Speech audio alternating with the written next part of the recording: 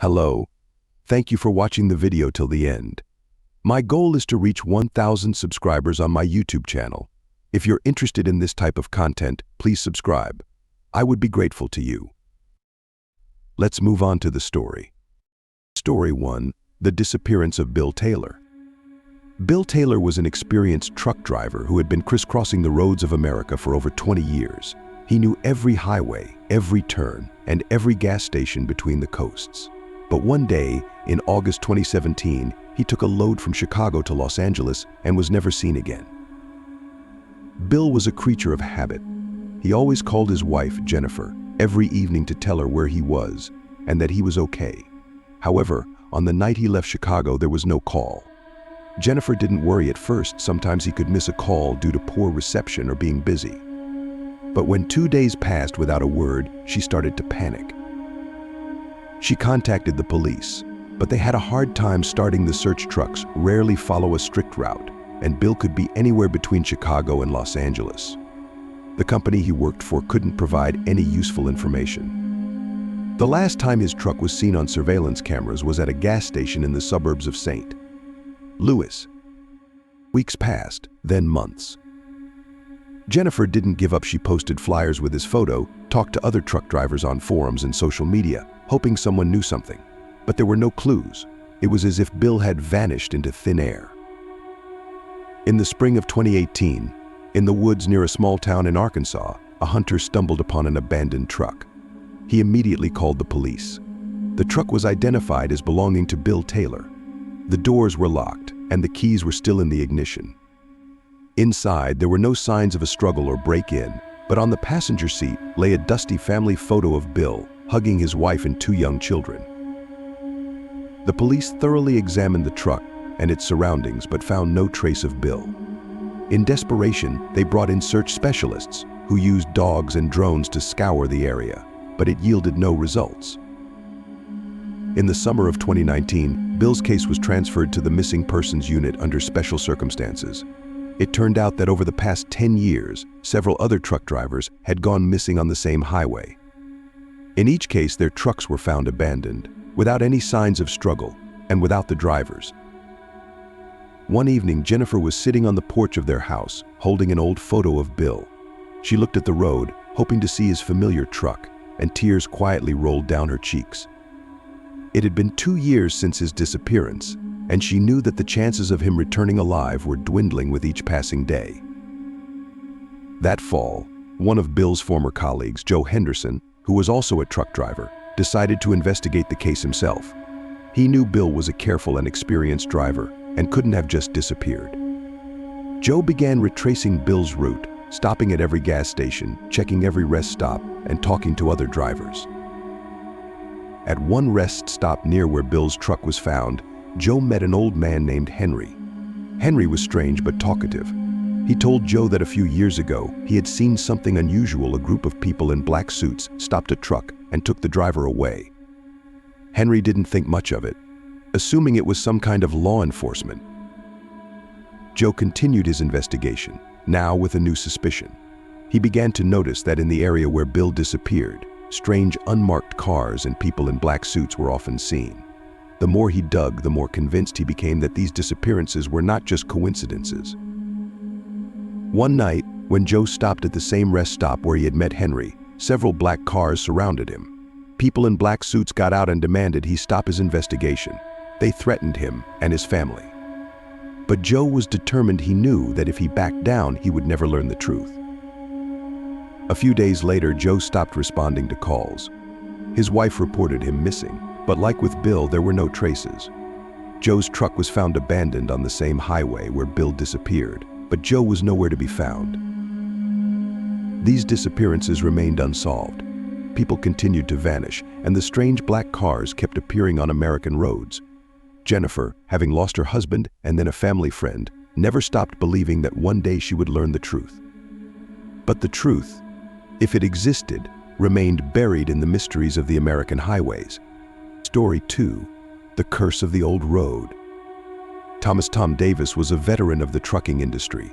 He loved his job despite its hardships and dangers. He knew that anything could happen on the roads, but he never thought his work would lead to his last journey. At the end of summer 2015, he took a job to deliver goods from Seattle to San Diego. He had to cross several states, and the route included remote and little-known roads, one of which was the old Route 66, long abandoned and forgotten. Friends and colleagues warned Tom that this road had a bad reputation. It was believed that several drivers had gone missing there, and the locals spoke of a curse. But Tom was a skeptic, not believing in superstitions, and decided it was just rumors to scare people away from using the dangerous road. He decided to save time and fuel and took this path. The first day of the journey went without incident. Tom enjoyed the desert scenery and the rare passing cars. However, on the second day, he began to notice strange things. His GPS started to malfunction, showing that he was going the wrong way, although Tom was sure he was following the route. He stopped at an old abandoned gas station to check the map, but the map didn't match what he saw around him. As Tom continued his way, the sky began to darken, although it was still early morning. The clouds thickened, and the air became heavy and threatening. Soon a storm started, lightning illuminating the desert landscape and thunder breaking the silence. Tom felt that something was wrong, but decided not to stop, hoping to quickly leave this ominous section of the road. Suddenly, his truck started to sputter, and the engine died. Tom pulled over to the side of the road and tried to start it again, but to no avail.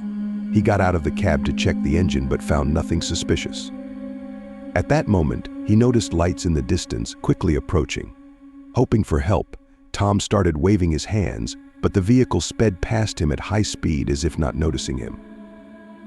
Tom returned to the cab, took out his cell phone, but had no signal. He decided to wait a bit, hoping someone else would pass by and help him. But time passed, and no one appeared. The darkness became thicker, and Tom started feeling growing anxiety. Around him was oppressive silence, broken only by the sounds of the storm. Hours passed, and Tom decided he needed to act. He remembered seeing an old abandoned building not far from the road, likely a former hotel or motel.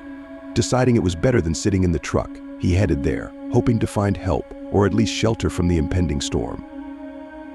Approaching the building, Tom noticed that it indeed was once a hotel. The sign above the entrance was broken, but the words "Swallow Motel" could still be read. Inside, it was dark and damp, smelling of mold and decay. Tom lit his way with a flashlight and entered. The motel was in disrepair. The floors were covered with dust, the windows broken, and the furniture falling apart. Tom began to inspect the rooms, hoping to find something useful. In one room, he found an old coffee table scattered with papers and photos. The photos showed people who looked like truck drivers and their trucks. On one of the pictures, he recognized his old friend John, who had disappeared a few years ago under similar circumstances. Tom frantically looked through the photos and papers when he suddenly heard footsteps. He turned around and saw a figure in the darkness. It was a tall man in old-fashioned clothing, his face hidden by the shadow of a hat. Tom felt a chill run down his spine as the man began to approach. He stepped back but tripped and fell, scattering the papers. "What are you doing here?" The man's voice was cold and threatening. Tom tried to explain that his truck had broken down and he was looking for help, but the stranger didn't listen. Suddenly, he grabbed Tom by the collar and lifted him to his feet. "You shouldn't have come here," he whispered and pushed Tom back. Tom ran out of the motel without looking back. His heart was pounding, and he didn't know what it was, a ghost or something else, but he didn't want to stay to find out. Reaching his truck, he tried to start it again, and this time the engine started. Tom sped away, not looking back, and left the ominous road. When he finally reached a busy highway, he stopped and took out his phone. Now the signal was back, and he was able to call his wife. He told her about his terrible adventure, but she didn't believe him, thinking he was just overworked.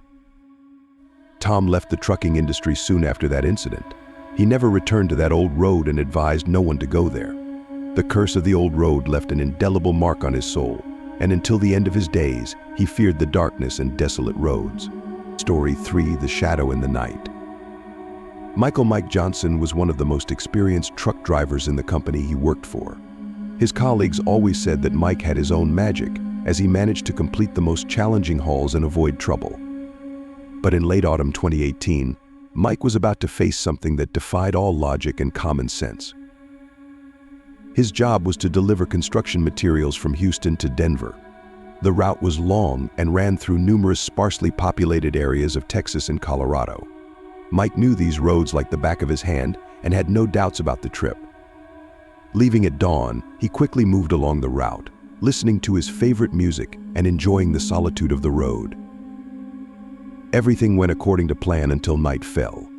He was driving on a narrow, winding road through forests when his radio suddenly started to crackle and stopped working. Mike tried to tune it, but to no avail.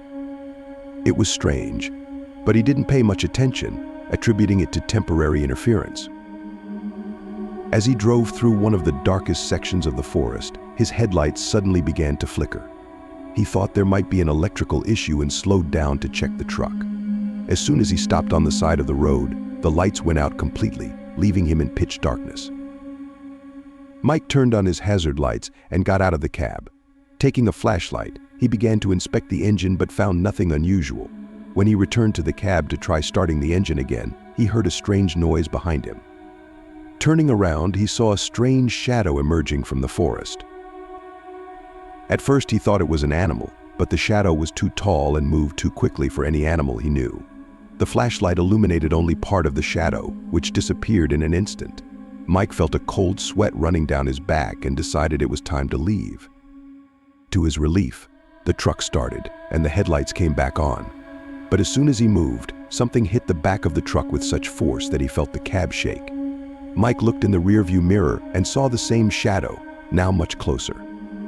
It moved with unnatural speed and was clearly chasing him. He pressed the gas pedal, trying to outrun it, but the shadow kept up. His heart was pounding, and he didn't know what to do. He recalled all the scary stories he'd heard from other drivers, but never thought he would find himself in a similar situation. The road ahead was winding and dangerous, but he had no choice. He had to escape. After a few minutes of pursuit, the shadow suddenly disappeared. Mike sighed with relief, but before he could relax, he saw a strange figure ahead on the road. It was a person standing in the middle of the road, motionless and with a vacant stare. Mike braked hard to avoid hitting him and stopped a few meters from the figure. He got out of the cab, holding his flashlight, and approached.